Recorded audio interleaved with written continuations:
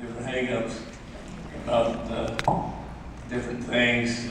I recall a sister teaching a class about something in Isaiah where they had tinkling feet or something on there. And she said that that's the high heels these sisters are wearing. And of course I was very young, but I didn't believe that. And there's a lot of things that we instituted that the people didn't believe, and they just went along with us.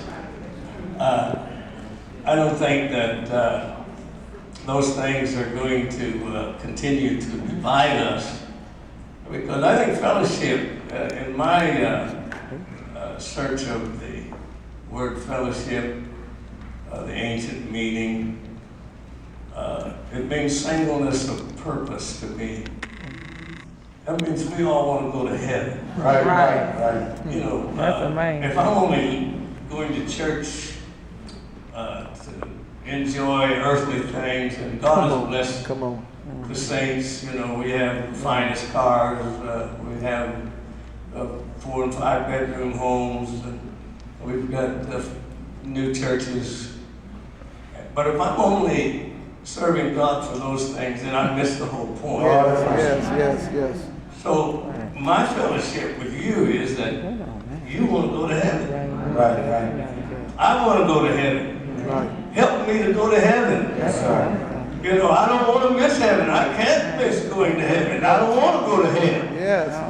God, I understand what heaven is like. I do not want to go there, so I want you to help me go to heaven. Hallelujah. That's it. You know, Jehovah's Witnesses say there is no heaven. Heaven's going to be down here, but the Bible says things differently.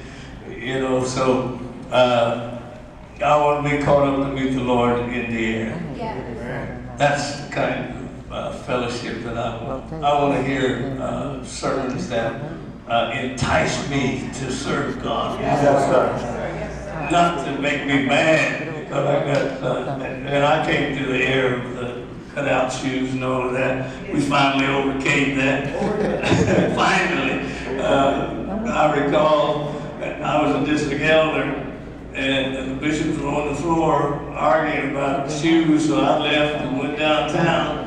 And when I got out of town, I ran into one of the bishop's wives, and she had on her cutout shoes. And I said, "Your husband is down there on the floor. He's against what you got on."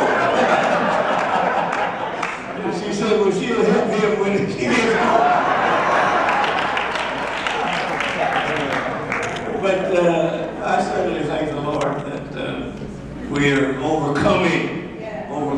I don't think things should look like the world, you know.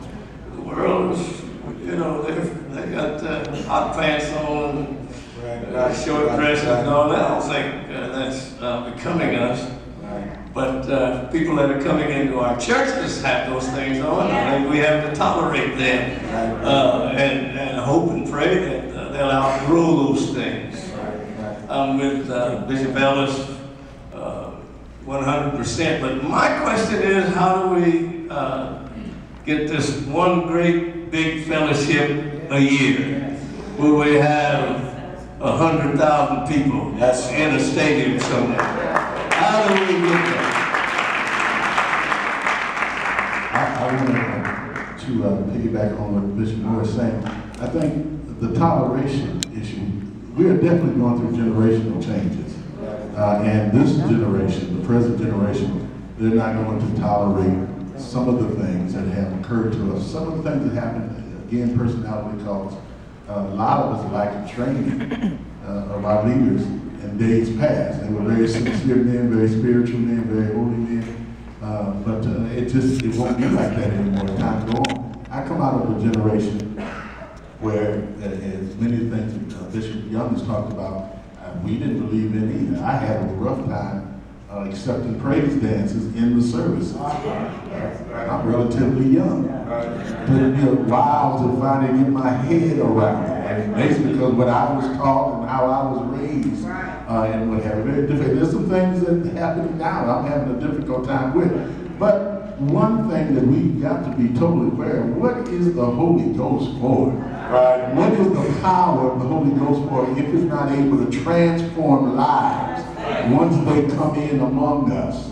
And once they begin to see what holiness has got to be something inside of you. And I know that has a liberal kind of bent to it, but we are constantly, one of the problems we've had, I think, as an organization, as a movement, is we've been seeking for balance. We've been seeking for balance. How can we preach holiness and at the same time realize that much of this is culture, much of it has nothing to do with doctrine. Never had anything to do with doctrine at all. That's right. But we've been good because we have sought for a balance.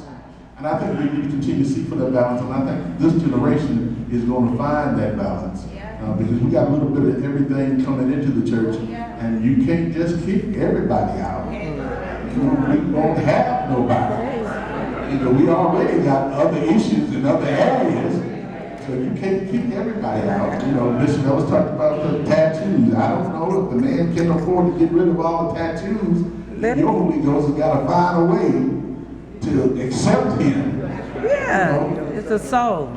Yeah. And what's good, yeah, and let me say, Bishop Young, as I was listening to some of Bishop Sanders' talk, a lot of things divide us. We had a lot of issues, and we're finding in today's church that we have to find a way to tolerate people. And let me say this, I hope I get it right. Not tolerate them because they're doing something wrong, but tolerate them because we have not gotten to a mature place where we've gotten over some things that don't matter. So nothing's wrong with them. What's quiet up in here? That's all right. That's right. Nothing's wrong with them. You're right. It's us because he's been taught this. And I've been taught this. And then my mama says that, a good kid goes to bed at 8 o'clock every night. Then my mama was a good person. So now I'm over somebody's house and these kids are up till 10. And I'm saying, hey, y'all wild. Y'all out of control. I don't know nothing about the grades. Right. I don't know nothing about their study habits. Right. I'm just judging them because they're up late and I was taught. And I just can't, I feel bad being up at 9 because you're supposed to be in bed now. Because that's what my mom was a good person. And I said all that because I'm going somewhere. I probably presided over more councils than maybe almost anybody. Because we had a lot of retirees, some bishops resigned, some bishops have made their transition, whatever. And every time I go into a council, I keep hearing, well, my spiritual father told us, Bishop Ellis. I'm like, at some point in time, I want somebody to tell me what the Bible is saying. Because all of us had a spiritual father. Everybody. I mean, all of us got somebody who told us something. At the end of the day, can we move beyond what somebody told us to what this word is saying? Because let's be honest, and we have a hard time with this transparency. That David Ellis was probably the greatest spiritual person in my life. Period. Y'all act like he was. He was. But I don't think my dad got everything right. That's good. I don't think he got everything right. That's good. Was he honest in everything? Absolutely. Right. But I don't believe that he got everything right. We had some spiritual fathers who couldn't read. But the Holy Ghost. Listen, y'all. They couldn't read. So it's hard to believe that they got everything right. I didn't say that they weren't genuine or they weren't honest, but it's hard to believe that they got everything right. If they got everything right, then how in the world do we have all these fragmented organizations?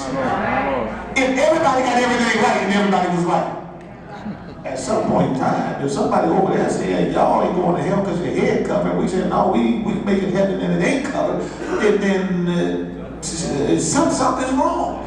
Everybody can't be right and everybody cannot be wrong. I think we have to get back to, let me just say this, because I had a brother in one council tell me, Bishop handed it down to us by Bishop G.